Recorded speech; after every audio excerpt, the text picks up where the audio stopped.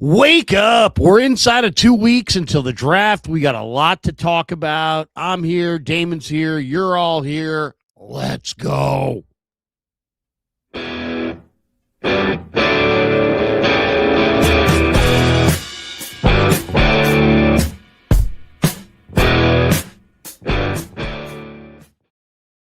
Larry, 13. Lots of 13s on the team this year. Brock is 13. Mike Evans is 13. We've got Christian Kirk wore number 13. And we have a 13-day warning until the Raiders are officially on the clock here to start the draft. A baker's dozen days, Larry, to the NFL draft. I'm excited. I know you are too. We want to welcome everyone. Thank you for being here. Hit like, subscribe, hit notify as well. It's Wake Up. He is Larry. I'm Damon. It's great to have you. And again, we got a little bit of news that was dropped in our lap. It's not the biggest of news, Larry. We're not going to pretend here that Cam Sample is the answer to all the 49ers defensive questions or anything like that. It's a one-year deal for a rotation player that joins the 49ers defensive line. He was a rotational player, mind you, on a team that went to 2 AFC title games and 1 Super Bowl. He was a 4th rounder from Tulane in 21.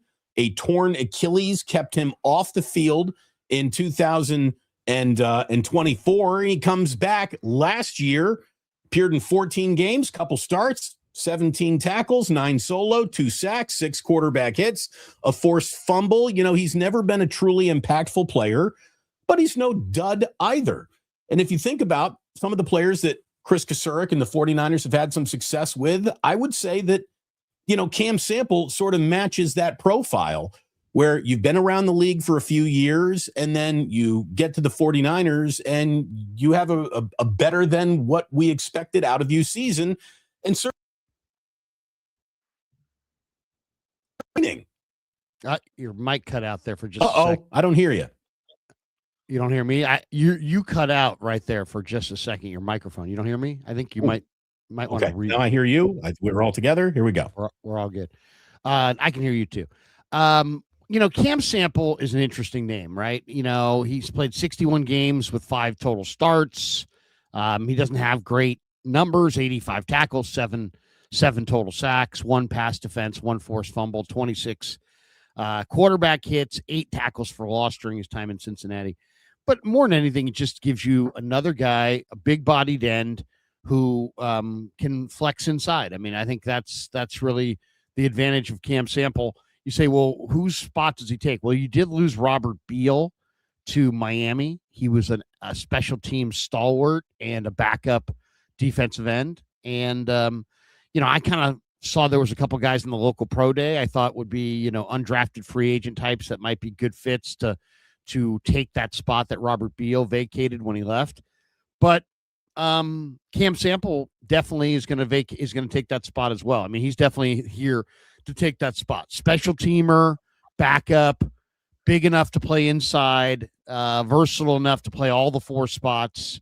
You know, you want your back end defensive linemen. Let's say you're going to have 10 or 12 of them, you know, in your sphere, whether it be on your practice squad or on your active roster or some combination thereof. You're going to have roughly a dozen defensive linemen, let's say, in your building. You want the guys at the back end of that, you know, defensive end or defensive lineman number, you know, you got your first 3, let's say, or first 4, and then you got your second 4. So you got your 1s and you got your 2s. So you got 8 guys right there.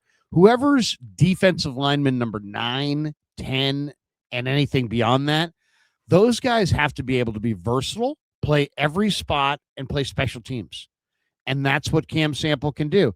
So he slates in nicely there. I was okay with them trying to fill the spot with a rookie. But if you can get a veteran that you think, you know, the one thing about the Niners, Damon, is they're putting a lot more emphasis into what your contribution is on special teams. So it wouldn't surprise me at all if Brant Boyer maybe liked Cam Sample and the way he's played special teams and was like, hey, let's get this guy.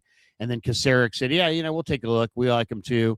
So I don't think he's a great player by any stretch. I don't think he impacts anything in regards to the draft. But like, give you an example. I was at the local pro day. There was a Stanford kid there who was his name's Essa Dupre. And he was Stanford's special teams captain and a really great special teamer. And he's a defensive end. He's like 6'2", 260, really good natural athlete. Well, I was looking at him going, you know what? Robert Beal. This is Robert Beal. He plays special teams. He's a backup defensive lineman. But then, sure enough, as I was saying that about Essa Dubre, that was, you're still a rookie. Cam Sample's kind of a better version of that. So, well, yeah, I mean, think about it, Larry. I look at the player, what his impact in the league has been, and it's marginal. I mean, I've seen a couple people here in the chat already say he's a camp body. He's a grade over that. He's not a camp body. I think it's very realistic. He will be on the Niners 53-man roster. So I don't think that's out of the question. He's a journeyman without the journey. He has been a Cincinnati Bengal throughout his entire career. So a new face in a new place in new circumstances with hopefully a better team around him will bring out a better player. Let's see it. Let's just see what happens. But put your sample in the jar. Fish reference. Cam Sample is now a 49er. And one of the things that you've already said, and I agree with you, I was going to ask, does this signing affect what we might see on draft day at all? And the answer is no. It doesn't affect what's going to happen on draft day, really. Maybe it gives them a little bit more freedom to take a shot at an edge in the fourth, and in the first, either, look O-line, wide receiver in those first two picks and maybe put this defensive line issue in that fourth round choice somewhere. I mean, are they still going to go after Joey Bosa? Is he now officially priced out, asking for about 10 to 12 million a year from the 49ers? So I would love to see an answer on Joey Bosa ahead of this draft. And even more importantly than that, Larry, I'd really like to see an answer here on Trent Williams before this draft. I feel like the 49ers got about 12 days to give us a yes or no vote, an up or down vote on the future of Trent Williams being on this team. I think that's an important piece of information for them as they enter a very important draft. Yeah, no question. I mean, Daniel Jeremiah was on KMBR earlier this week, and they said, hey, what do you make of the rumors about Trent Williams being traded? And he said, I think it was just too late in the process to, go say goodbye to your left tackle and look for a new left tackle. But, I don't think that the Niners are going to be without a left tackle for very long. Either they're going to go with Trent Williams, or they're not going to go with Trent Williams, but they're going to wind up replacing Trent Williams the same moment that they, say goodbye. So what I mean by that, I mean, I think there's a very good chance that Trent Williams is back, right? I think it makes sense. I mean, how could you not? Well, how could you not? Is you don't want a mountain of dead cap. Money, just money. Yeah, just money. And also it's all, it's like, how much do you want? You have a great employee, okay, and they're really great, and you're paying them great, but they're older, and then all of a sudden they keep going. Well, eventually, you going from I'm paying this guy great money to he's going to retire, kind of a thing. So there's somewhere in there is a big mix. As far as so I do think they'll get something done with Trent. The last thing we heard from Lynch was that they were on the precipice of something great. So I don't think you say that unless you're going to get a deal done, like an actual contractual extension done. So my guess is that's what's coming, especially also, Damon, when you think of, Mike Evans, older, Dre Greenlaw, older, you brought in some veterans, that are, Mike Evans is not 26, it's like he doesn't have forever. So you kind of announced to everybody, hey, we're going for it. So how do you turn around and go with, trade Trent Williams or some of these tackles? I mean, like Max Ionacher, he's really, really talented. He's really, really raw, but it seems to me if you're trying to win, and it's like, if you're going for Mike Evans and Dre Greenlaw and then drafting Max Ionacher and saying goodbye to Trent Williams, the inconsistency is not lost on anybody. I mean, you're going old, you're going super young and raw. So I don't think, like, we should talk about this for a second. I think the one thing that the public has wrong on the 49ers is the multiple mock drafts, Damon, that have the 49ers going offensive tackle. And I think we inject our own kind of, what do they need? What do they need? Well, we think they need. And so we're like, they need an offensive tackle. So, but you have Trent and you have McKivitz. And what are the odds that whatever offensive tackle you take, Blake Miller, Caleb Lomu, whomever, Caden Proctor, Ainacher or whatever, you draft any, what are the odds those guys are going to beat out Colton McKivitz, who was a near Pro Bowl player last year, or Trent Williams, the greatest tackle of all time? And then what are the odds that the Niners are going to actually play or going to sit their left tackle on the bench all year in a year where they're trying to win the Super Bowl right now?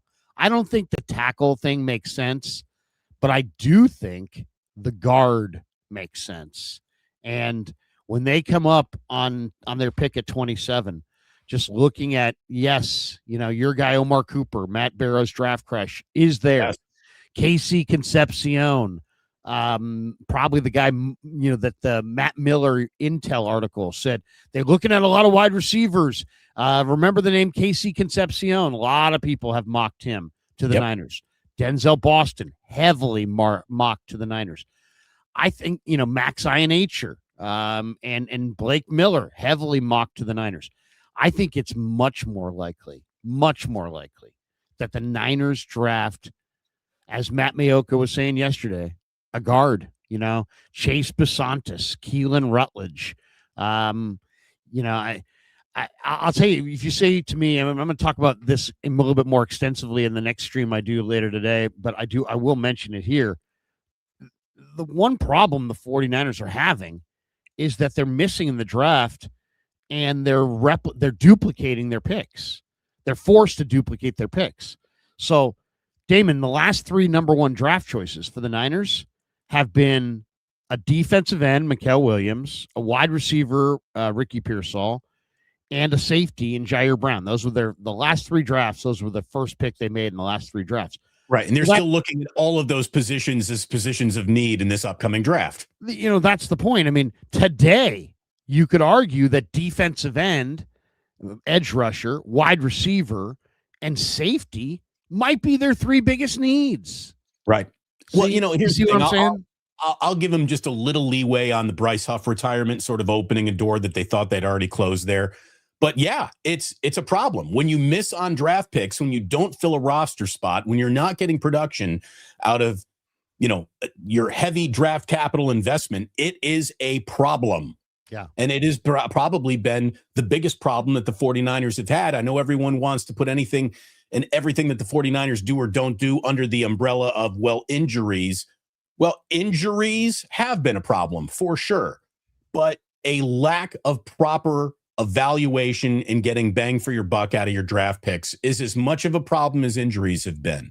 The fact that they would still be looking young wide receiver, having just taken Cowing and Pearsall and all the other wide receivers that they've sort of just burned through or not even really gotten a look at.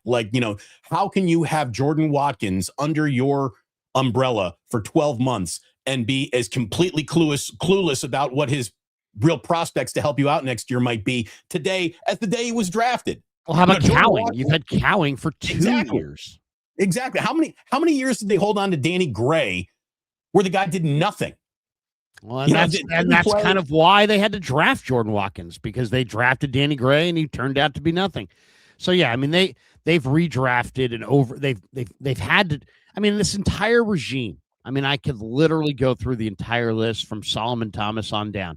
They literally 10 times. I looked it up last night. 10 times in this regime, they drafted a player at a position, and then literally within a year or two, they're drafting another same position because the guy that they drafted at that position couldn't play.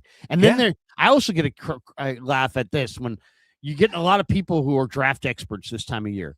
And the people, I heard somebody said the other day, you know what? The 49ers need to stop drafting all these injured guys. And, there are too many injured guys, and all their guys are injured.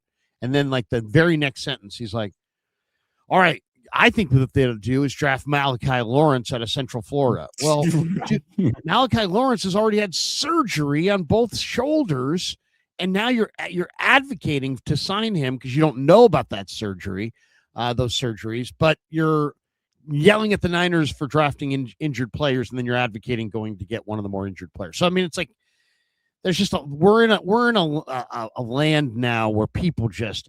And the other thing, and I brought this up the other day, and I don't want to belabor it. It's not that big a deal, but I think it's fair to acknowledge when you go out there how many people do this, and I'll do this a little bit myself. We all are going to be guilty of this.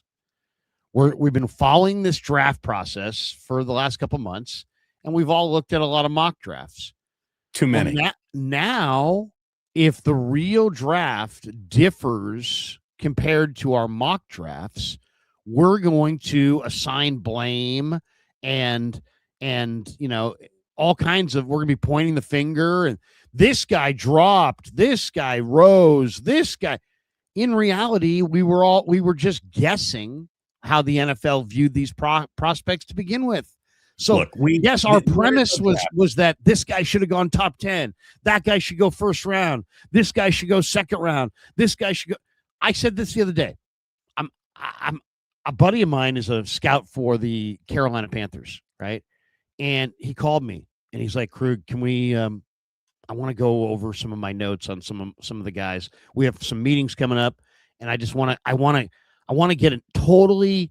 Almost all of the people that I'm talking to about these prospects are guys that are going to be in this meeting with me. I want to talk to somebody who's not in my sphere, who I know knows these players. So he called me. He's like, do you have a couple hours? Wait a minute. Larry, is this tampering? Are you helping the Carolina Panthers in their upcoming draft? Is that what you're Yes, technically I am. But my buddy was like, by the way, fade the Panthers, everybody. Larry's going to have him draft Willie Lampkin 6 times. Yeah.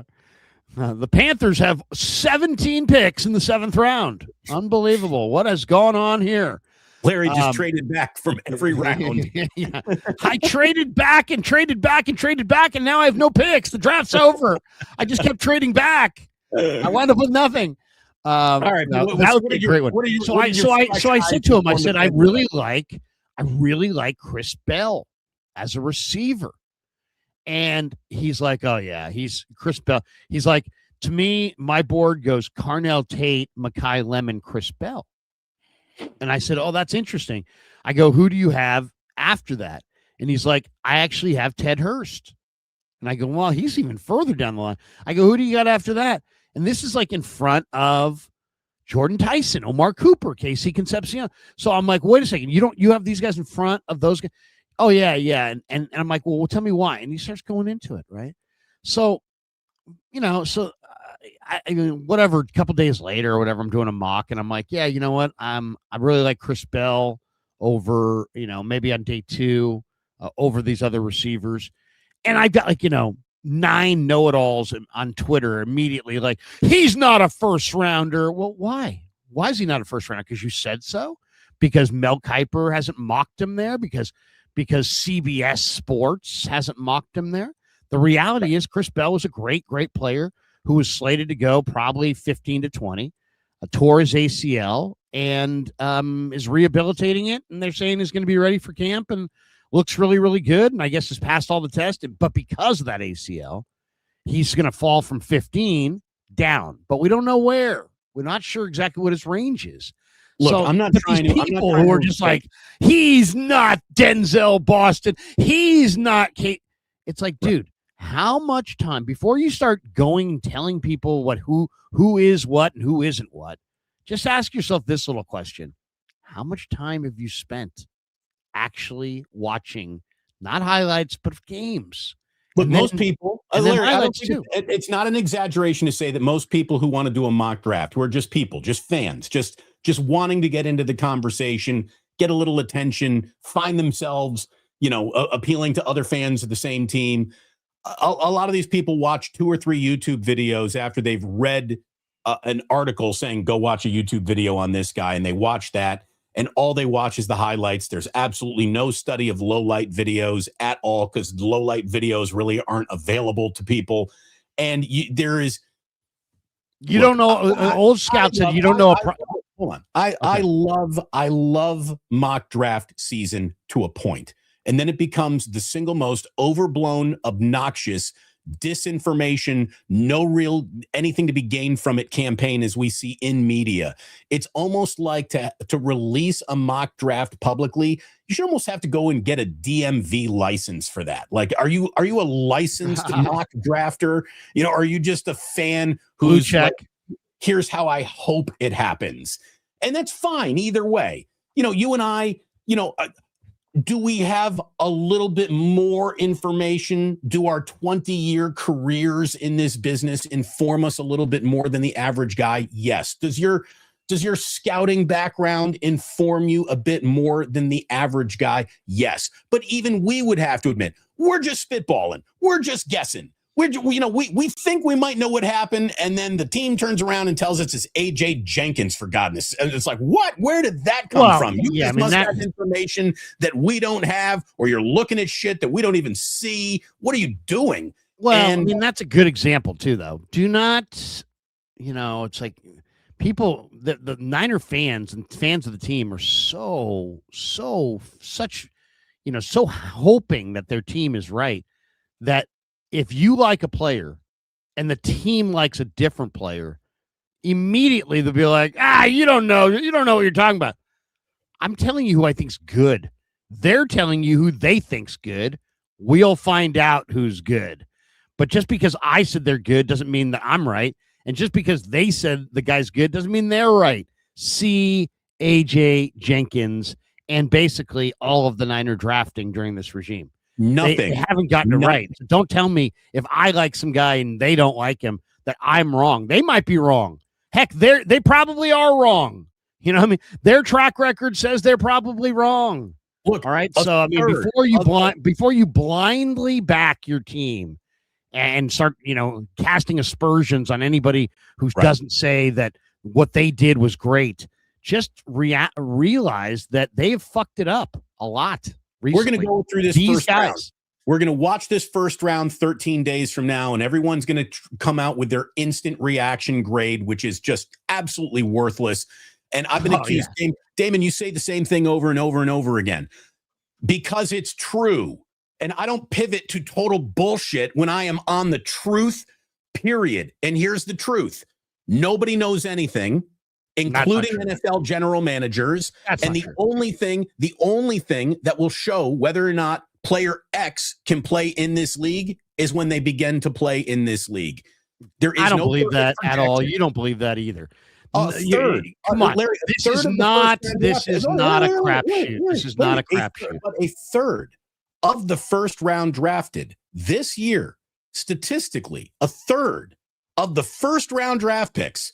So we're not in, round 6 here. Right. I'm talking about the first round. A third of these guys will not see a second NFL contract. Right. With the team that they signed with, especially. It's just anybody knows, Damon. It doesn't need to be said. Right, anybody knows that it's not perfection. It's not science. It's art. It's not every pick that you take is going to be great, but it's not a crapshoot. The crapshoot is that's the lazy side. That's the side of like, I don't want to spend the time to invest. You need an informed opinion. You need someone who knows what they're doing. John Schneider is not a Super Bowl champion by chance. They're not lucky. They're good.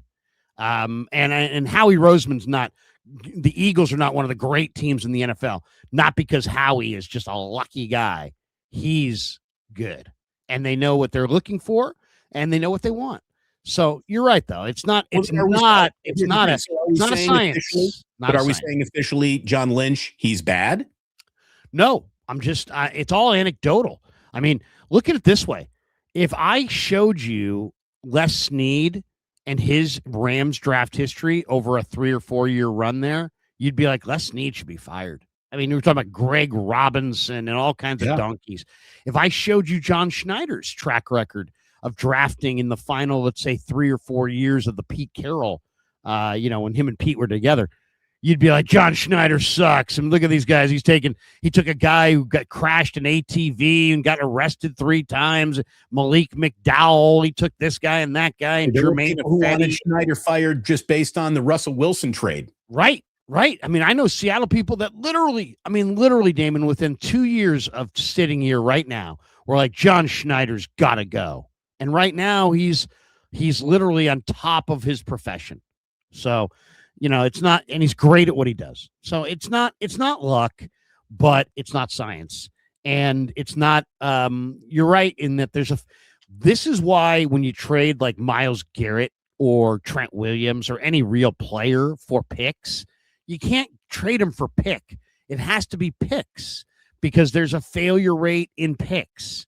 So, and I'll say the one thing I won't do anymore is I won't do the, they could have got this, and this, because there's so many factors, and it's easy to sit in your pajamas at your Tandy 5000 computer and look at a draft list that was done 3 weeks later. And then come back and be like, hey, you know what? They picked this guy at 58, and there was this awesome guy at 59. And it's like, okay, I get that, but we can play that exercise. But it's just it's a much harder thing to do when the clock's actually ticking and the bullets are flying and there's real pressure. Let me ask you then a question that I think matters, because I'm not going to ask you to predict about what you've seen of any potential career at local pro day. But of all the things that I've done and all the times I've been down to Santa Clara or over with the Raiders when they were still here in the Bay Area, one of the things that I've never gone to, because I just thought there's not a lot of there, is the local pro day. What does a local pro day look like?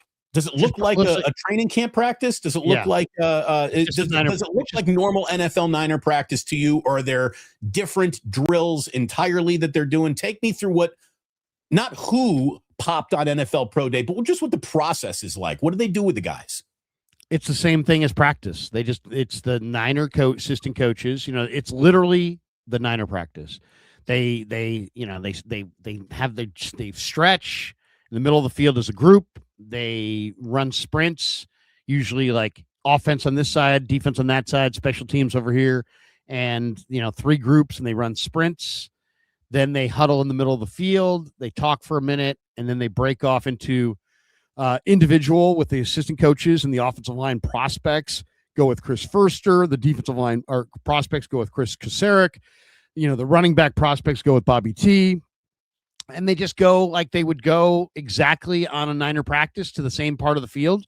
And Furster just has the prospects doing the same things that he would have his O-lineman doing. He does it, the pace is a little slower because he's got to explain everything. Kasarik does the same thing. They'll usually put the best player.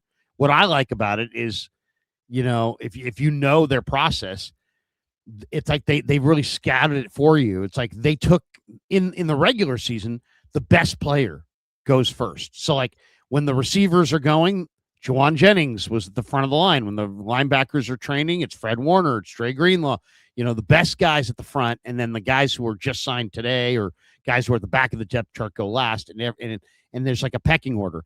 So it was interesting to see, in Chris's drills, who was going first. And they had a Stanford kid named Clay Patterson, who I really like, 285-pound defensive lineman who can, great workout numbers. Anyway, they had him leading the D-line drills. And so that he provides the example for everybody else, and then everybody else kind of follows in line. So, and then they just do that. They go through a number of drills. It was only about 55 minutes, something like that, an hour. And then, loud air horn blows, and they gather in the middle of the field, and they shake hands. They give those guys the jerseys and the stuff that they get from the Niners they keep.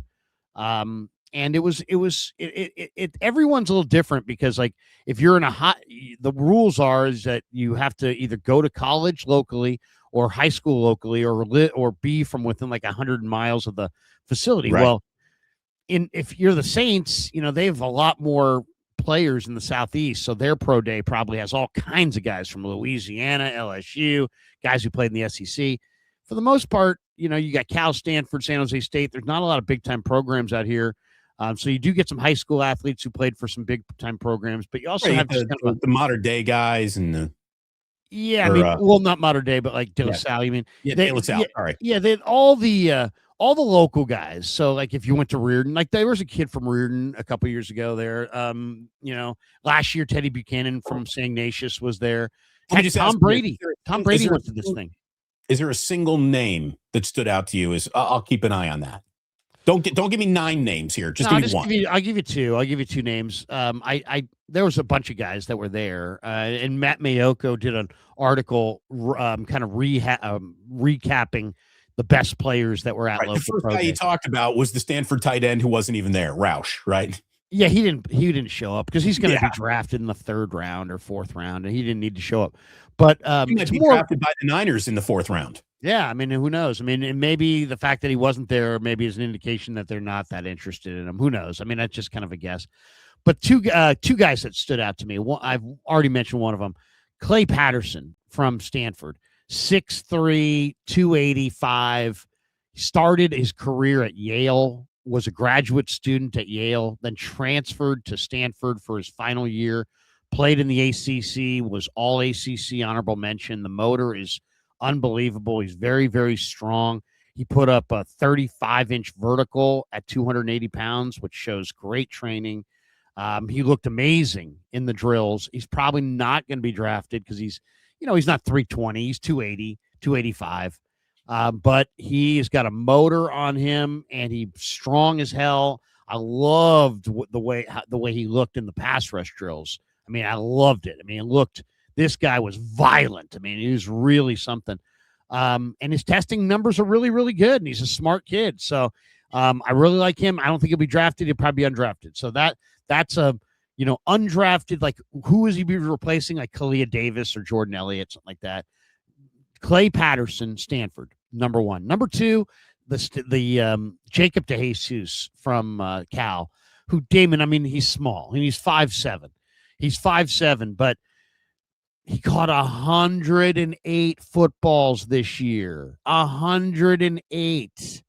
He had over 1,000 yards receiving. He lit up Cal in the big game. He lit up SMU at the end of the year. He lit up Hawaii in the bowl game. He lit up North Carolina for like 14 catches. He can play slot receiver. He's a dynamic kick returner, punt returner. He's told me the Washington Commanders really like him, maybe as even a receiving running back. He's small, but his football card, Damon, is so damn good. And he's such a great kid. And I'll tell you how great of a kid this kid is. He's doing these interviews, Damon, and I interviewed him. And then he, right as we're starting the interview, puts his hand out and he goes, what's your name? I said, Larry Kruger, KMBR, do my own YouTube. He's like, oh, yeah, nice to meet you, Larry. He goes and does at least 4 or 5 other interviews and talk to at least 4 or 5 other people besides that. Now it's an hour and a half later. I'm standing outside the facility taping a recap video, recapping the entire day. And he walks by and he goes, hey, Larry, it was nice meeting you, man. Thanks for having me on. I said, hey, thank you, man. I appreciate you. And I'm thinking to myself, you know what? It's nothing. But I mean, the guy just met 10 people and he just used my name.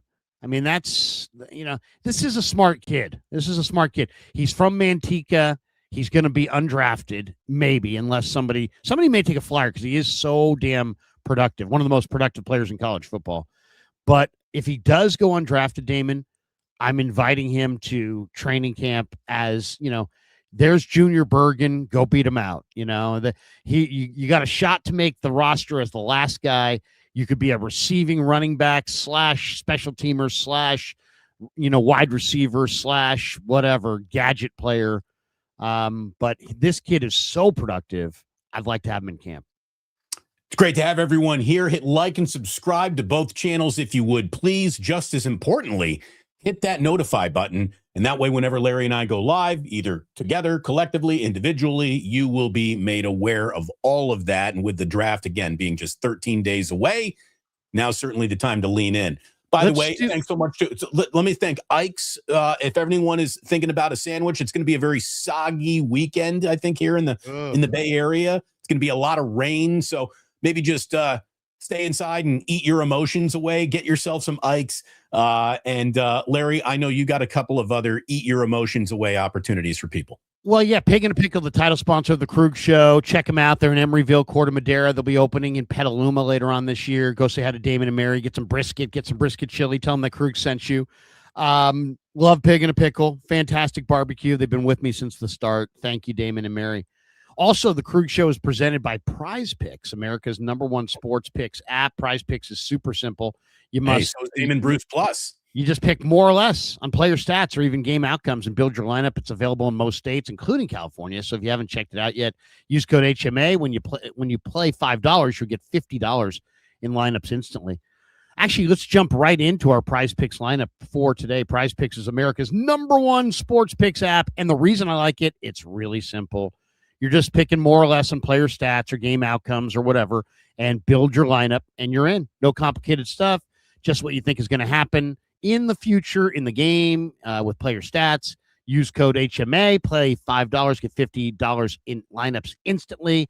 The link is in the description. Did you put together a little lineup here, Larry, already? Did you put one together? Yeah, Let me just say this about Prize Picks. As someone who yesterday on my show made my lineup out, and I was talking about how pretty exciting. We've got possibly the last ever matchup between LeBron and Steph. So I chose more on the Steph Curry total. I chose less on the LeBron total. And not even an hour after I submitted that to Curry was being held out of the game due to his wonky knee. And so I thought, man, how long is this going to take on Prize Picks to say, all right, you got no action on this? Yeah. Instantly, Larry, I went over to Prize Picks, and as soon as I saw the news, they had already refunded my position on my lineup. And, to me, how good is your app when everything is going great? How good is your app when things are getting a little confusing? Prize Picks really, I think, hit the nail on that one. They instantly refunded a bet that came off the board. That's awesome. Yeah. So here's our lineup. I've already done 2 legs of it. It's Christian McCaffrey. I went with less than 8.5 rushing touchdowns and less than 974.5 rushing yards. I just think there'll be somebody else to share the ball with CMC. You're going deep futures on this. Yeah, you can go futures. NBA action tonight. No, I'm going futures on this, and I'm going to go football futures. So we can add one more here. Is there any that's can you see those? Is there any that I got to really lean in here and squint? The one that I kind of like is I kind of like less on Derrick Henry, 1,300 rushing yards. I think he's getting long in the tooth, older. I think this is the year that he runs out of gas. And I also think that saying Baltimore has just a difference coming to it. They've moved an awful lot of offensive linemen already. They obviously aren't going to have John Harbaugh. That's going to be a big culture change, which would maybe make you think, well, they're going to really lean on Henry and get every single last drop out of him as possible. But yeah, I mean, 1,300 yards is a lot of yards for a guy as old as he is. I would take the less on that too, Larry. They told me I can't have the same player on futures. So I've got to amend my futures. I could do a two-legger, but you know what? I'm going to throw a 3-legger in there.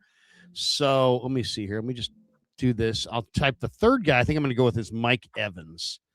They have Mike Evans down here at 6.5 receiving touchdowns for the year. I think he has more. Better. Look at it this way. The Niners are going to need more than 6.5 from Mike. So hopefully he does have more. So we submit our lineup and it takes about 30 seconds and they factor it all together. They cook it all up. Lineup has been successfully submitted. Should we view our lineup? Yes, we will. Let's have a look, Larry. What are we talking about? It's a 3-pick power play, Damon, where we're investing $20. And if we win $120. Christian McCaffrey, less than 975 rush yards. All right. Derrick Henry. It's a parlay. Derrick Henry under 1,299.5 rush yards. And Mike Evans more than he's got to have at least 7 receiving All right, touchdowns. everybody. Well, hey, stay tuned because we will know the results of this lineup 8.5 months from now. So That's right. That's right. And thanks to Prize Picks for being a proud sponsor of the Krug Show. Really appreciate them. And we'll and Damon Bruce Plus. Put ourselves back in and switch up this. And there we go. There we go. That's still not it. There it is. There's the frame everyone loves. Let me just ask you a little bit about this. Matt Barrows came out very much saying that his man crush was Omar Cooper Jr. Look, I got a huge crush on nobody. Omar Cooper Jr. hasn't made a single Bay Area media member happier than me. Okay. I love this guy. I still think, though, that going wide receiver in the first round with beefy needs that the 49ers have it's just the wrong move. I really do. If Omar Cooper Jr. slides to a second round opportunity for the Niners, if they trade back and get Omar Cooper Jr., I like it. But Omar Cooper Jr. at 27, I mean, I want to love it more than I just do, Larry. I really do. I would love to see it. I'm going to be very excited if it does happen. But to me, he is not an offensive lineman. Therefore, I think it's the wrong way to start this draft. Well, they don't have to go offensive line, but I don't want to go. I don't understand the receiver pick. I really don't. Inside out, man. You got to build inside out. That's where all football is won. Well, I don't know about that. To me, there's all kinds of different ways you can look at it. I mean, after watching Seattle do what they did this year, you could argue what's your takeaway? I mean, what did they do? They had a killer defense, was really fast on the second level. So maybe linebacker speed, maybe a deep defensive line depth, maybe defensive back impact talent, because that's really what they had. Or do you look at them and say, hey, they had Kenneth Walker and get me a dominant, fast running back? I think one of the most interesting rumors that's out there also came from Matt Barrows when he had the Niners, where he said that his intel, it wasn't even just like, hey, this is what I think. It's like my intel is telling me that the 49ers are calling around Mike Washington, the running back from Arkansas, who most people think is going to go in the second round. Well, why? And the only thing I could picture would be, you know what? Seattle just won the Super Bowl with Kenneth Walker, who is an enormously fast running back.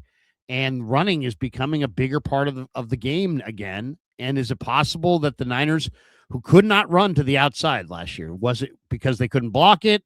Some people would say it's the receiver's fault. It's the tight end's fault. Okay, but they also didn't have a lot of speed to get to the edges. This guy, Mike Washington, ran 4.33. Pretty big running back. And he's one of the first players that I liked this year in this draft class. I saw him early in the year for Arkansas, and I was like, wow, look at this guy. This guy's a slasher. He's fast. He's really, really good.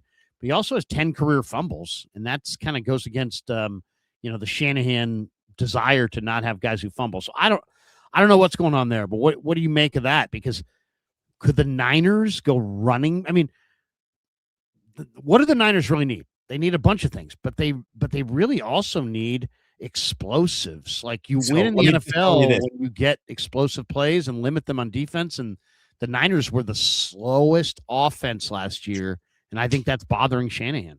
I'm going to tell you right now that we have been identifying Kaleon Black of Indiana as a short yardage guy, which makes you normally think, well, he's good at ball security. He's a big bruiser. He gets through the offensive line. He gets into the end zone, and he does all those things. And he never fumbles, and he's an explosive back. I mean, to just label him a short yardage back, I think, is to do him a huge disservice.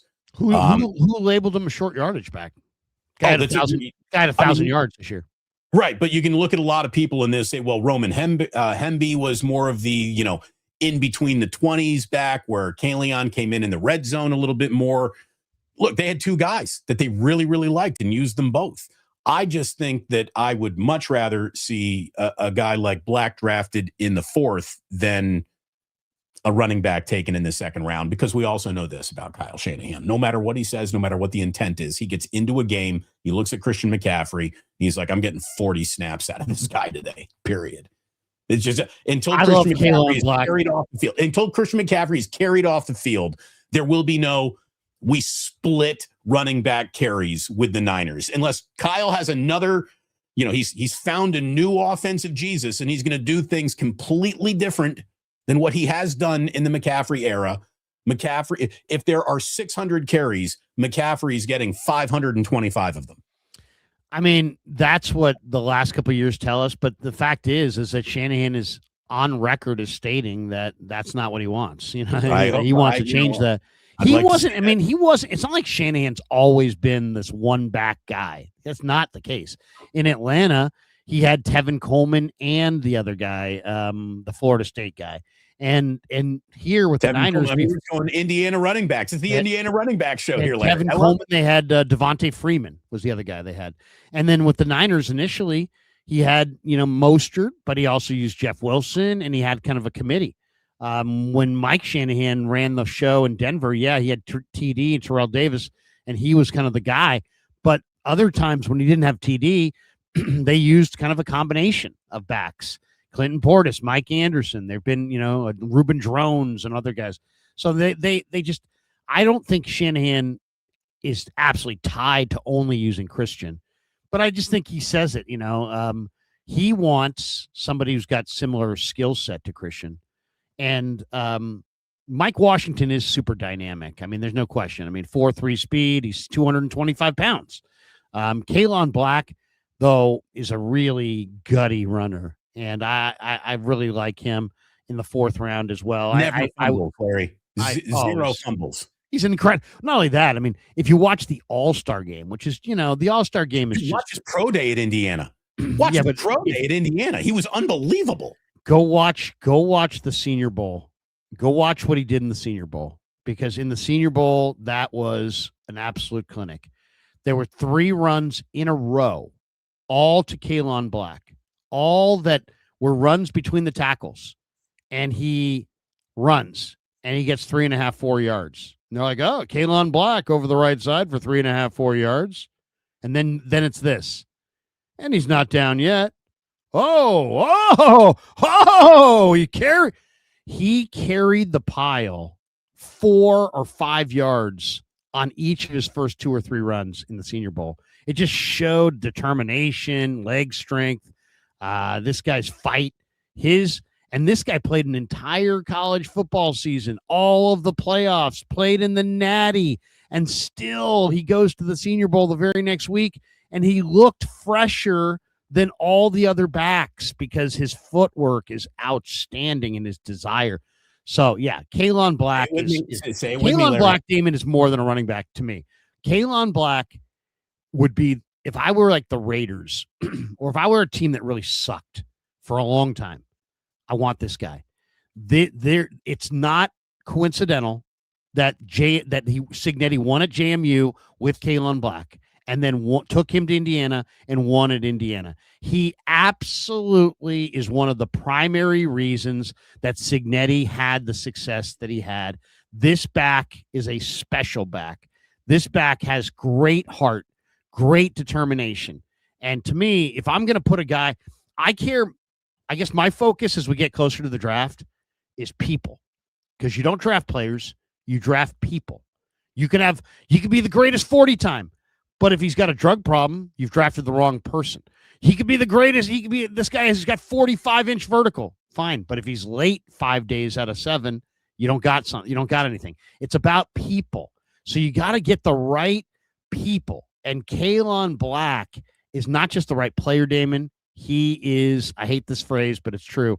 He's good people, and he is the kind of culture building personality and type of guy. You keep drafting Kalon Blacks, you win the Super Bowl. I don't know if it's going to take 2 years, 3 years, 4. You keep drafting those kinds of guys, you will win the Super Bowl. I would say everything that you just said also applies to, D'Angelo Pons. Yes. It's just that it's talent and culture and habits all meeting together. It's that's what you really want. By the way, Coogan. Real quick Cignetti story. Real quick Cignetti story. He was asked, apparently Sonny Dykes, who coached Josh Hoover, who transferred to IU. He's going to be their next Mendoza. But he transfers in, and apparently Sonny Dykes said something like, he just had too many turnover problems. He forced the ball too much. And Cignetti was asked about Sonny Dykes' comment, and he's like, "Oh, okay, interesting." He's like, "What we've done is we've introduced Josh to his two new best friends. They're called solid running game and a great defense, and they're getting along great." Cignetti is he's just a soundbite, man. I just love that guy. I mean, his whole line on the stage, what would you say about how this whole thing came together? You'd be like, it'd be a hell of a movie. I mean, Cignetti's a great story, and Indiana's a great story. It's special. It's special. How about this for a great story, Larry? The NFL has found the hottest thing in Australia since what? In Excess or maybe Bluey? Roger Goodell talking just yesterday about how the early returns on interest in the 49ers and Rams in Australia means that Australia is going to be a permanent international stop now for the NFL. Fans from 35 countries queued up for what was 42,000 public tickets, which sold out in minutes. Rams and Niners week 1 in Australia might be the single hardest ticket to get, Super Bowl included, all year this year in the NFL. Locals in Australia are furious that they're not getting the access to this game that they thought that they would have. People in Australia are pissed. Well, it's just, ticket brokers and bots and whoever went ahead and snatched up 42,000 tickets within 5 minutes. Well, I mean, heck, if you're Australia, do you want a bunch of Australians to own those tickets, or do you want a bunch of people to get on a bird, fly over there, stay in your hotels, take your cabs, eat in your restaurants, and put money into your economy that wouldn't have been there? Ding, ding. Yeah, I mean, it's part of the complaint. That's part of the complaint. I'm sure it is. The NFL. This is great for the NFL, but also awful for the NFL because it's so far away. If there were faster travel, it'd be one thing, but to ask a team to fly for 16 hours, it seems like, I'm Shanahan's not thrilled about it. I'm sure the players won't be either. But and Shanahan doesn't like going to games in Miami. Come on. Yeah, but 16-hour flight for football players. I mean, that's a lot. It's a lot, and it's a and let's be honest, the Niners are taking one for the team. But this is also kind of how the Niners avoid hard knocks, and this is how the Niners get what they want. You have the league has, even though they don't advertise it or publicize it, the league has high-level negotiations with all of their teams in regards to things, and the Niners are one of those teams. They do not want to be on hard knocks. Okay, we won't put you on hard knocks, but guess what? You're going to travel where we want you to travel because the Niners are an iconic brand, and they're one of, 4 or 5 teams in the league that really sell the league internationally. They're one of the biggest viral footprints internationally by far. So they're coveted, and they know they're coveted. So the NFL gives them their road games in September because of their hot stadium. They keep them off of hard knocks, but the Niners then smile and, they'll smile and take it when they get sent 16 hours away to another. Well, look, I mean, they're taking it they're taking it internationally twice this year. They're also going to Mexico City. So 80 years. Relatively short flight. Yes. 80 years of 49ers football. That's kind of the theme of the season, Larry. It's their 80th season. Jerry Rice, number 80 himself, did the voiceover work in a really nice video that the Niners cranked out. 80 years is a lot of tradition, man. One of the great, like you said, franchises in this league's history. So that's going to be a big theme of the season. There'll probably be some patch or something on the jersey this year. So you can get ready for that. I don't think we're going to get more black jerseys this year. That's good news too. Oh man, those were bad. Those were bad. That was a forgettable game. We'll never see those jerseys again. Don't want to see them. Don't need them. A lot of people bought them. I mean, the people that love wearing black all the time, that was a dream jersey. But as far as the Niners, disaster game, you'll never see them again. How about this? The other bit of NFL news, Larry, is that the Colts put cornerback Kenny Moore II on the trading block. Would the Niners have any interest? I would say no. He's a little bit too old. He's a little bit too concussion prone. I think he had 3 of them last year. He's going to be expensive. And I just think that, as we're looking at what might the Niners do, is there a move to be made before this draft starts? I don't think that's going to be one of them. I do want to see conclusion on Trent Williams in the next 13 days for sure.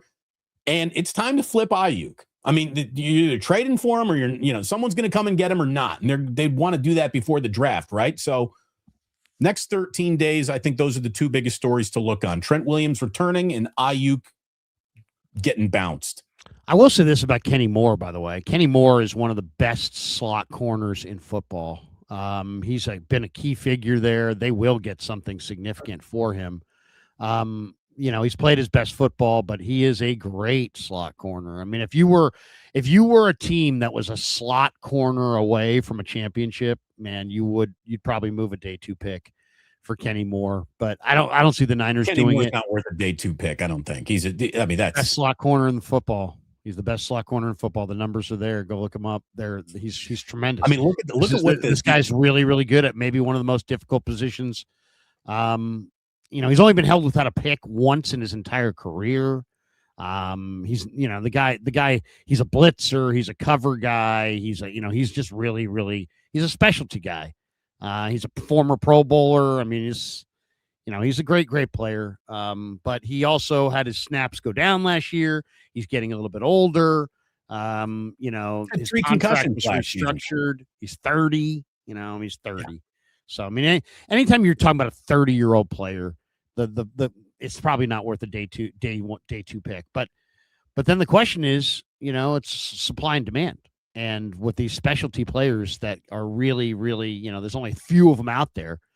It will be interesting to see. I would say he won't go for anything less than a 4th round pick. He's going to fetch something. Larry, have you ever tried to arrange an interview with Kyle Shanahan on a rooftop pool at an exclusive spa? And when you meet each other, you instantly interlock fingers? No, me neither. What do you think of the Diana Rossini, Mike Vrabel story, which really took over an awful lot of NFL oxygen this week? And rightfully so, because in a world of, hey, man, how's your journalism happen? It's not supposed to happen like that. I mean, I'm not looking at it through the prism of the possibility of adultery offends me. I'm looking at this just straight up like, Diana, how you getting these stories? And explain to me, are you going to a rooftop pool setting with every other NFL coach, or is it just Mike Vrabel? And if it is, why just Mike Vrabel? Why not the other AFC East coaches? I always thought that Rossini was pretty good at her job, man. You got to look a little side-eyed at that whole situation now. Yeah, I mean, it's a tough biz for sure. It's a competitive biz. It's if she's using anything besides journalistic integrity to get stories, that's very dubious. I mean, you heard about the whole Scott McLuhan rumor when she was in Washington, right? Yeah, I mean, I don't know. These are rumors. I don't know anything about it. I mean, I'll say this. I mean, I saw people doing videos on it. I'm not doing videos on it. There's no way in the hell I'm going to do videos. I did one yesterday. It's doing pretty good for me too. I'm not I don't afraid. care. I ain't afraid. I'll talk about things. Yeah, I cover sports, dude. I'm not. You want to cover TMZ? You cover TMZ. I'm going to cover sports. Hey, this is journalism. Yeah, I don't. This is just nothingnessness. I mean, what is this? This isn't journalism. This is just two people sitting at a pool, and it's none of my business. I really don't care. And if they're cheating on their spouses, that's bad. Obviously, this whole she's getting stories. Really, what stories does she have? And well, everyone in Philadelphia is like, oh, this is why she's all over the AJ Brown trade. Going to possibly New England, and she, anyways, it doesn't help her. It doesn't help her credibility at all. No, because it's always, it kind of makes her look like just, just bad. Doesn't makes look her good. Makes her look bad. To me, it's funny. The first one, they're sitting there, laying there on a, in a pool. If you're both staying at the same hotel and you both and you know each other.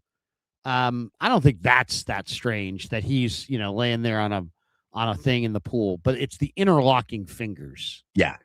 And the thing is too, the interlocking fingers says we've done it's a picture that screams familiarity.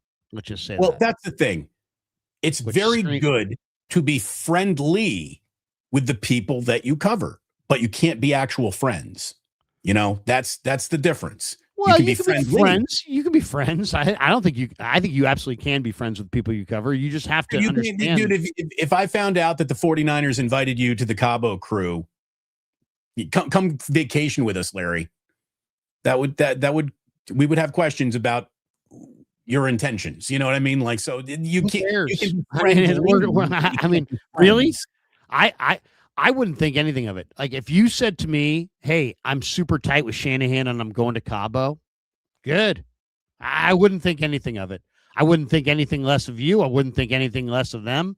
Well, I think that when it comes time to maybe call for a coach's head, you won't be doing it. You know what I mean?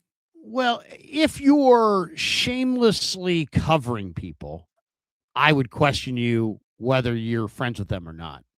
I mean, if you're shamelessly covering people for no reason, I always got to wonder why. Like to me, here's a friendship why are you shameless journalism that I do excuse.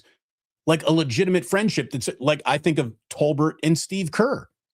Like those guys didn't become friends after the fact. They were friends from college. They were on the same Final Four team. I think one was the other best man's in the other guy's wedding. I mean, they are real friends.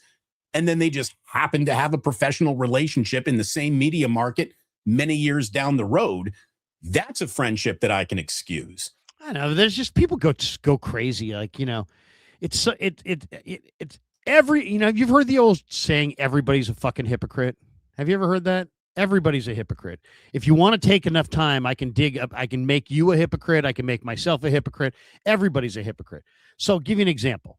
George Kittle last year came to a presser, looked down at our feet and said, God, you guys got some grubby looking bad shoes. Sneakers. Yes, I remember this. So he said, hey, I'm going to get, so he ripped us in the presser, but he was just being funny. And he's just George being funny. But I think somebody around George said, hey, man, that's a bad look for you, a rich guy, to be ripping these media people. So, of course, in this world where everything has to be analyzed and scrutinized, it's like, be totally fine with me if George came up to me and said, Krug, you dress like a bum. I don't care. I got broad shoulders. I can take it. I can handle it.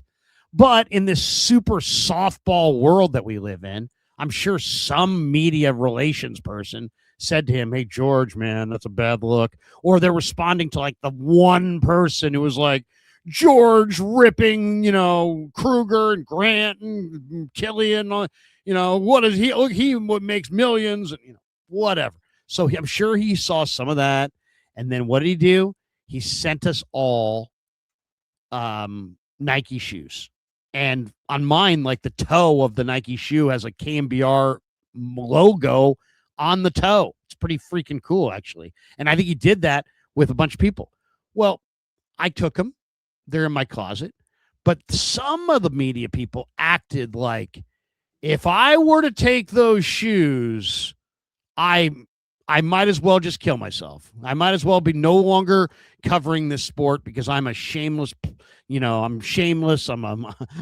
I've broken every code and I'm a, you know what I mean? So some people were like, I ain't taking those shoes. Right. So at the end of the day, I mean, if you want to, that's fine. But once again, you're all hypocrites because you're covering this team. And guess what? They feed the media 2 times a week. You're sitting there first in line eating the Chick-fil-A. You don't have any problem wolfing down a bunch of fucking free Chick-fil-A as you're covering the team. So how are they not covering you there? And then you go cover a team somewhere. All of a sudden you go to some banquet or something. There's food, there's drink. Are you drinking? Are you eating? Well, that food who paid for that food?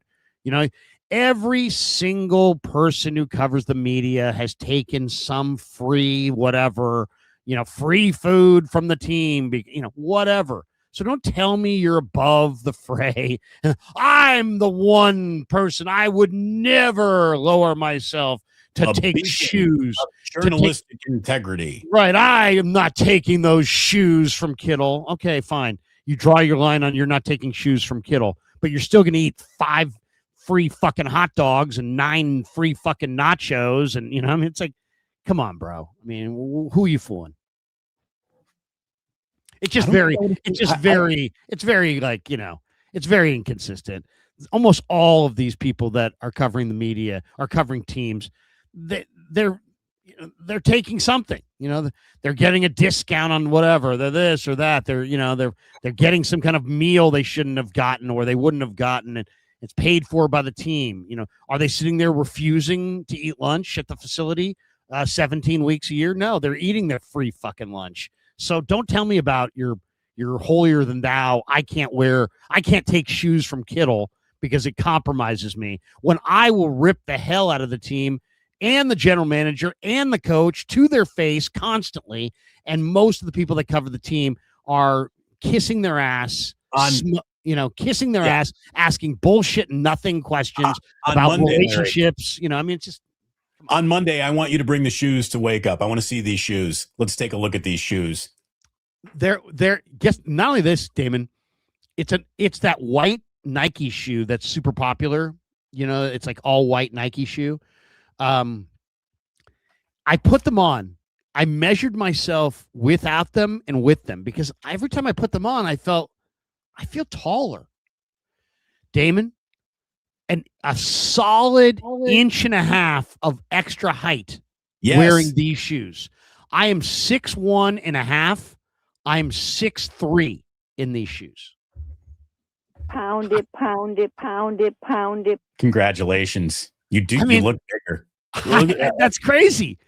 I've never worn my son told me, he's like, yeah, my buddies got them, Dad. They add about an inch or two to your height. I want to see these shoes. I want to see these shoes on Monday. Now you got me really intrigued. And by the way, for the record, I might take your hot dog. I wouldn't have taken the shoes, Larry. I wouldn't have taken the shoes. Have you ever taken free tickets for Raymond Ritter to go to a Warriors game? Yes. I haven't.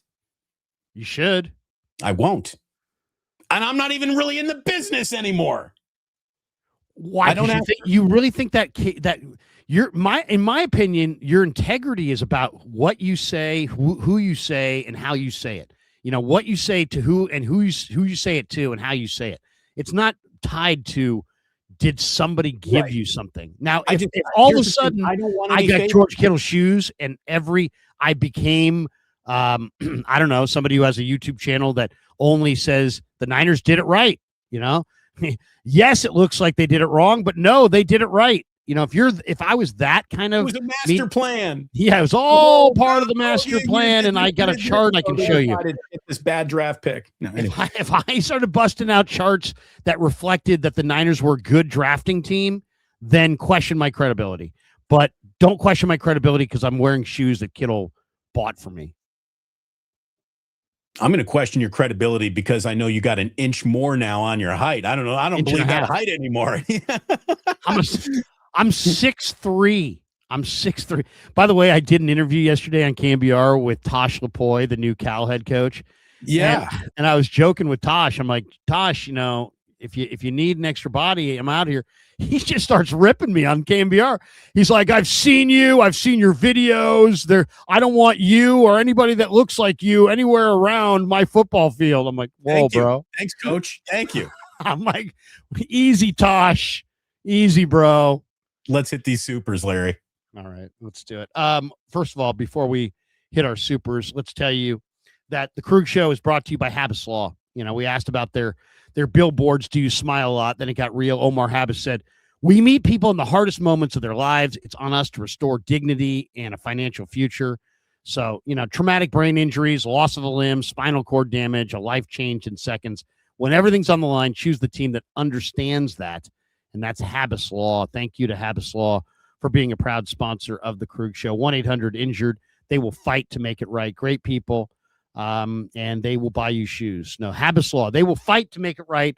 HabbasLaw.com. Omar Habbas is a California licensed attorney. Offices are in Northern California, including San Jose. Past results do not guarantee future outcomes. Couple other notes before we hit our supers. Thank you, Alomar Marina. AlomarMarina.net.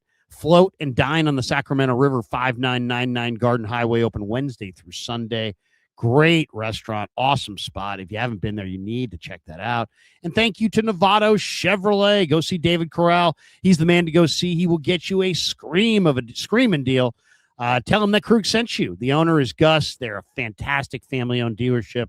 They've been there for over 50 years, doing it right, doing it well. Bay Area's EV headquarters, Novato Chevrolet, has now been approved, by the way, to service medium-duty trucks, brand-new medium-duty lifts, and state-of-the-art alignment racks. So check them out. When I buy a Chevrolet, I only go to Novato Chevrolet. And last but certainly not least, thank you to Sharp Corner Sports Cards and Collectibles. The great Anthony Catania has been a proud sponsor of the Krug Show since the outset, and we really appreciate Anthony.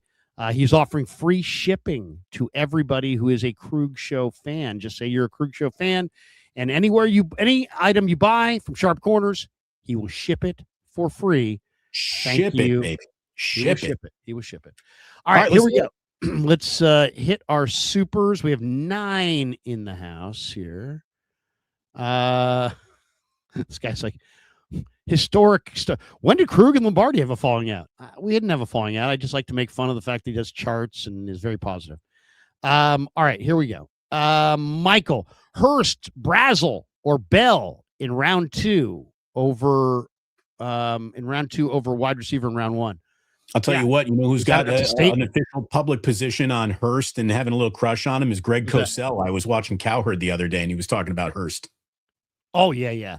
I mean, Hurst is an FCS receiver, but he is not a developmental guy. I mean, it's going to take some time because there is some rawness coming out of the FCS level.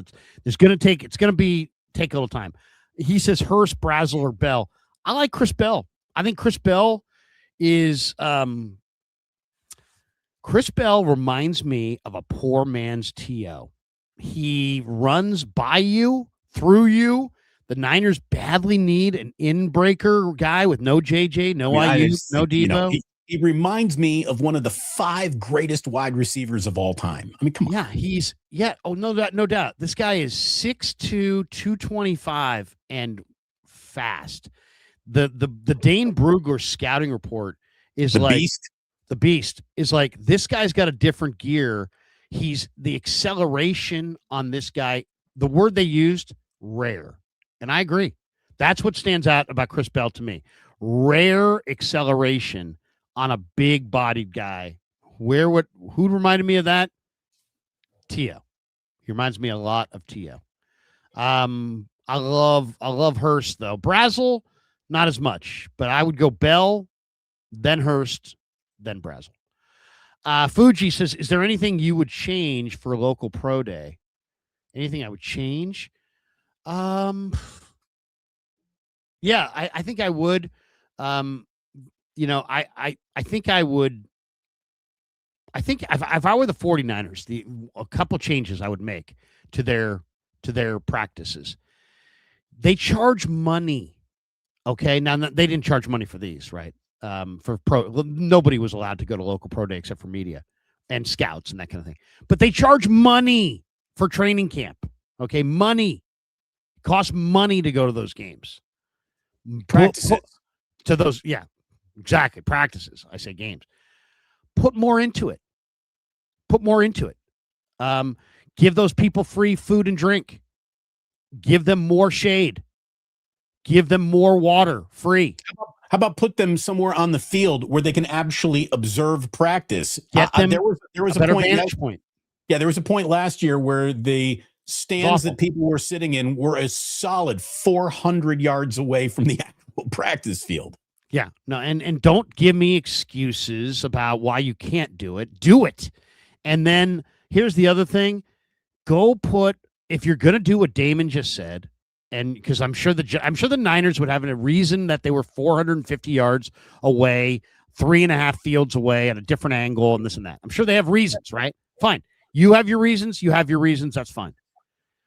You have nothing but money. It's $1 billion industry. Go get a gigantic high-def screen, film that practice from 3 football fields away, and put a gigantic screen up there so the people sitting in the stands can watch, or don't charge them. Either charge them and do it up, or don't charge them and do whatever the hell you want. And if you're going to charge them, you got to do it up. It's the NFL.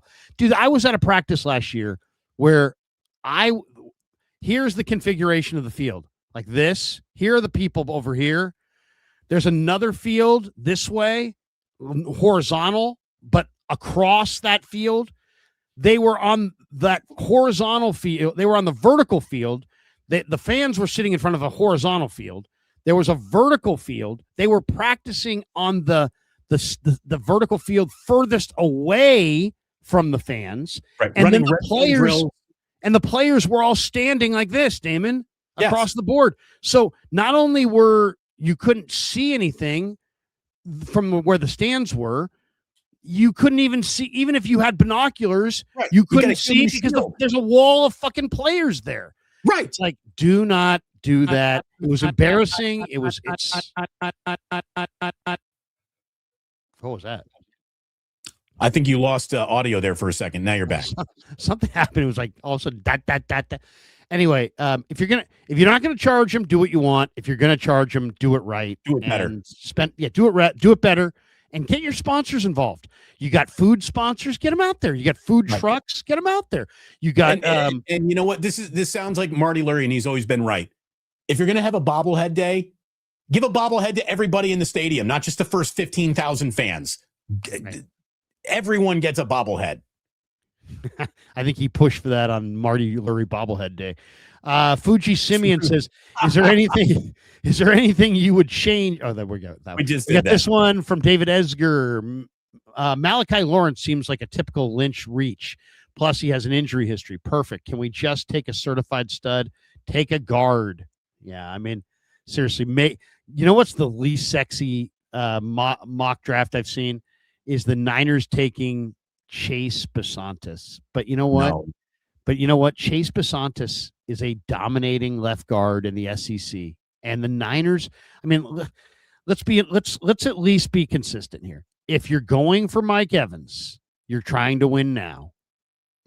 If you're trying to win now, INHer or some tackle moonlighting, some right tackle moonlighting as a left guard for a 1-year stint is not the way to go. The way to go is to get a plug and play left guard who's dominating right now and plug him in there. And the thing about Besantis is he's 320 pounds. The A&M strength and conditioning coach said he's the strongest player he's ever seen in college football. This guy is an absolute plug and play player. I would absolutely. I'll say this. I'll make a prediction. Second round, sure. First round. If the Niners get to 27 and they go offensive line, I will bet anything that it's Chase Besantis over INHer and all these other guys. T1942, thoughts on the NFL being investigated by the DOJ? I didn't even hear that. So it's about, fans having more access to games that are behind the paywall right now. I don't know how much of an argument. What I don't get it. What paywall? No, just like, hey, you want to watch every single, TV, you mean? Yeah. All Amazon and Netflix, and you need like 6 different subscriptions. You got to be, signed up for ESPN. Here's the thing. There is no right to you to be able to watch every single NFL game for free, but the NFL has an antitrust exemption that is based on the accessibility of these games. So now we're getting a whole bunch of like legalese and business practices that we all know will not be undone. Yeah, I'm going to tell you this right now. It's interesting. It is kind of interesting, but I can tell you that there's a better chance that the Super Bowl goes to Netflix than them undoing these multi-billion-dollar deals to put everything on network TV again. So good luck, everybody. I know, but I will say this. I mean, this is a good day to bring this up. Today is a day that I normally would watch the Masters on CBS, but it's not on CBS anymore. It's on Prime. It's on Amazon Prime.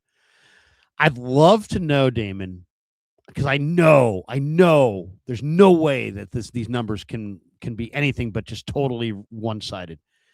The audience that watched the Masters yesterday when it was on CBS last time compared to the audience size of the people who watched the Masters yesterday, I would love to see that number. Is there a way you can produce that number for me? I don't think I could produce that number for you, but I'm sure it'll be out there. I'm sure it'll be reported upon. What would you think it is? Because I mean, Damon, first of all, if something's on ESPN, like I have ESPN, you have ESPN, bars have ESPN, but there's still lots of people that don't have cable TV. So anything that's on like network television, CBS, is going to outdraw stuff that's on cable, even today. But here's a little. You might not be so right about that. We just had the most watched national championship game in a men's Final Four in years, and that was on cable. That was on TNT or True TV or wherever it was. TBS. It wasn't on CBS, TBS, for goodness sakes. Yeah, it was on TBS.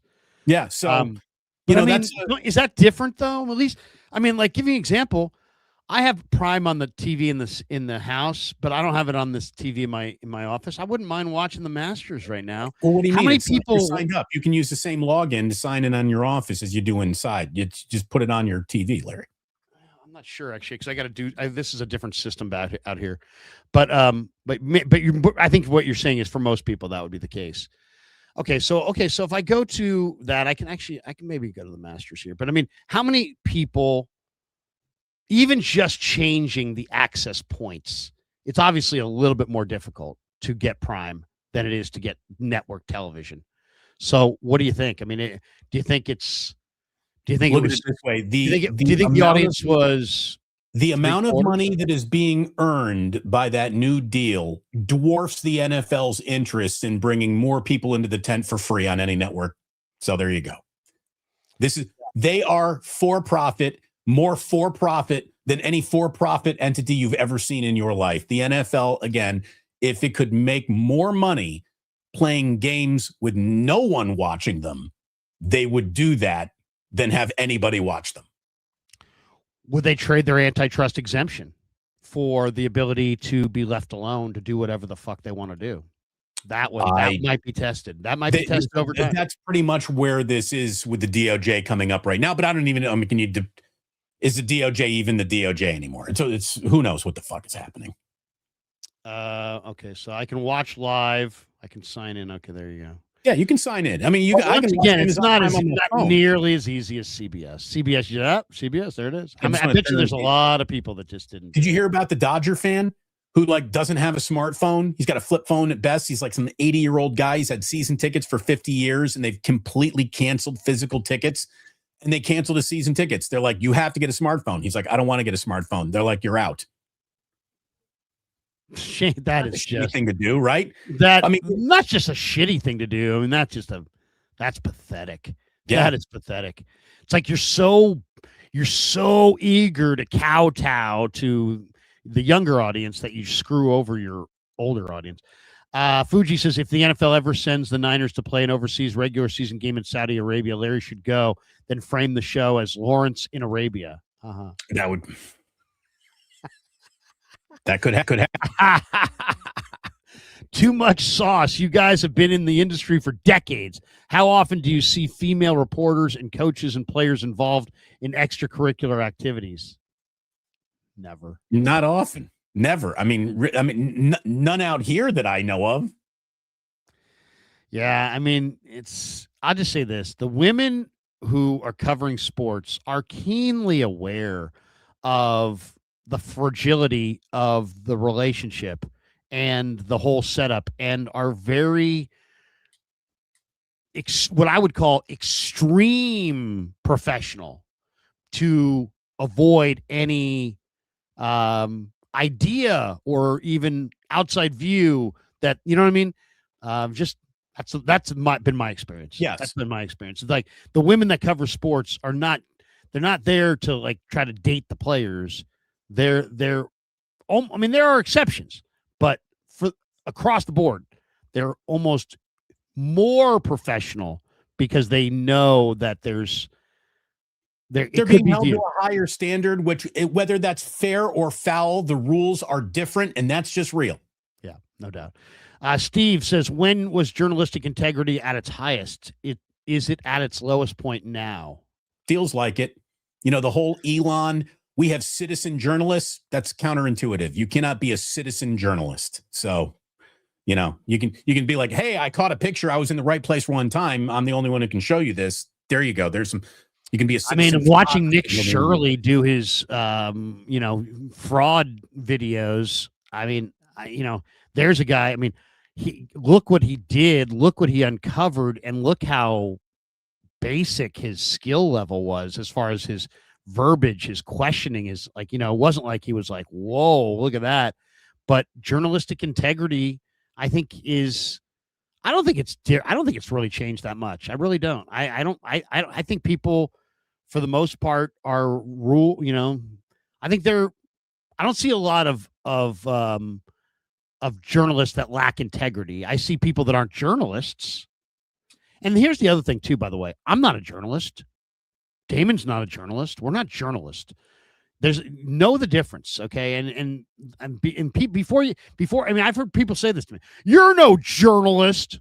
It's like, yeah, dumb fuck. I'm no Never journalist. Said I was. Never said we were. Or if anything, we said journalist, but with a lowercase J, not a capital J journalist. We're not journalists. I'm an editorialist. I give editorials. I give opinions. That's the difference. Okay. A journalist has to be this or that. An editorialist can have any opinion he wants as long as he can support it. So people say, you're not a journalist. No, I'm not a journalist. I'm an editorialist. Remember it. Look it up. Figure it out. Fuji Simeon. Did teams feed the media at Pro Day? Was the food good? No, there was no food at Pro Day. But they might have. Mayoko joked about it. When's the food going to get here? And they said, oh, no food today. Bill says, who has more to lose, Rossini or Vrabel? Oh, Rossini all day long. Rossini. Vrabel's had a career. Not only that, Vrabel, the people that hire Vrabel are not going to sit there and go, you did what? Oh, we're not hiring you. They're not. Sorry. If you just went to a Super Bowl, he's fine. Yeah. Yeah. Vrabel can probably kick it with his fat gut on a pool with 19 other women between now and he'll still be fine.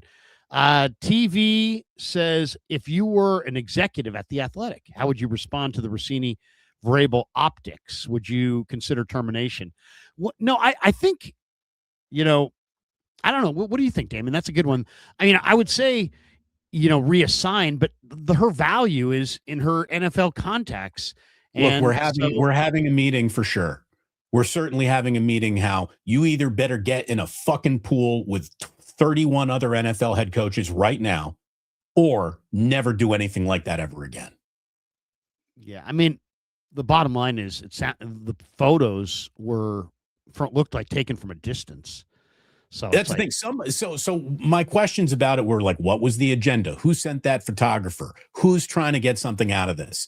Because that was straight up like paparazzi level, long telephoto lens from another rooftop type of Seems very New York. Very New York. Very New York. Let's go after the guy from Boston. Through the Patriots. Yeah, the Patriot guy. Let's fuck up the Patriot guy. Joseph Hernberg, how dare you take those shoes? Have you no morals? No Morales? I know. Can you believe that? I don't know if anybody can even watch my channel anymore. Will I lose the channel? Fuji Simeon. Wait, they charge for fans to attend practices? Yes. Yeah. Yep. Like $20, $50, right? I mean, like training camp tickets are expensive. It's bucks, and it's really hard to get. They're really hard to get. Fuji Simeon, Larry needs the QR code to set up Prime on the TV. Yeah, no, seriously. I don't have it on my outside TV, but I'll watch inside.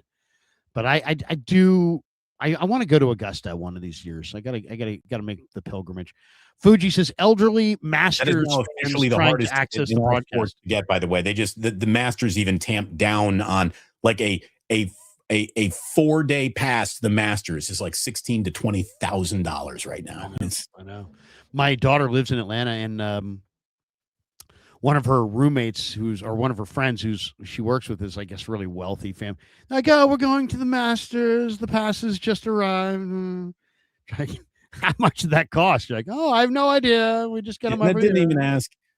I saw that the Lakers for the playoffs are offering a second row of courtside seats, which is an oxymoron right there. You're either your feet are on the court or they're not.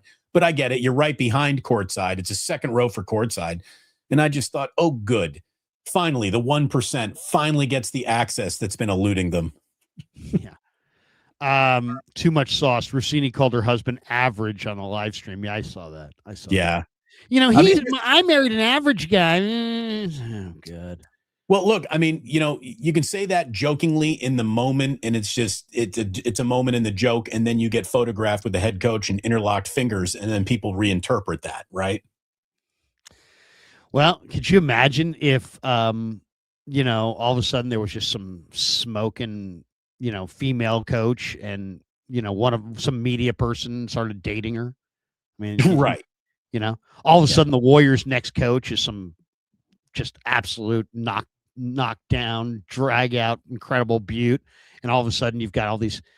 It's amazing how many more media people are covering the Warriors. Everybody, she's really doing lots of one-on-one interviews with, how'd you get that interview? All that kind Fuji of goes 16 to 20 for a Masters ticket. Yeah, yes, it's huge. But hey, you can get that I thought pimento it was like cheese 6 sandwich. or 7, but either way, it's you can get that pimento cheese sandwich for $1.50 though. So once you pay to get in there, it's all.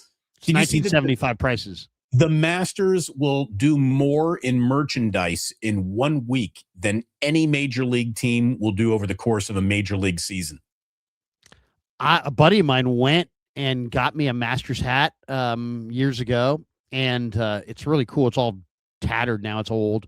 But so I said to my daughter, since she's there, I'm like, hey, can you go down there if I gave you some money and get me some Masters stuff? She's like, no, Dad, you can't even buy any of the gear unless you go to the tournament. So like there is no such thing as I got a Masters this or that. There is no.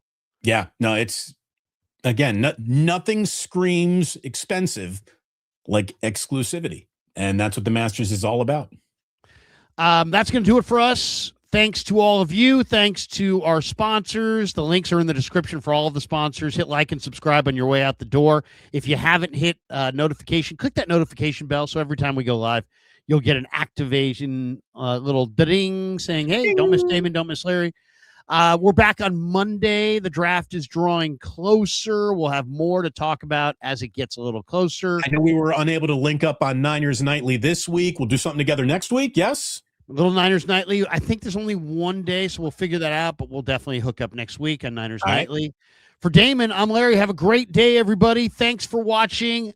Wake up!